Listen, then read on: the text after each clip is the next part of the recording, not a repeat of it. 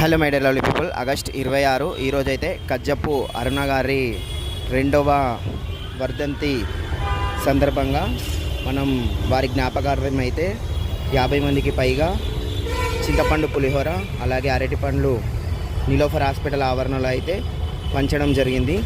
ఈ మంచి కార్యక్రమానికి సహకరించిన కజ్జప్పు హారిక గారి కుటుంబానికి అభినందనలు.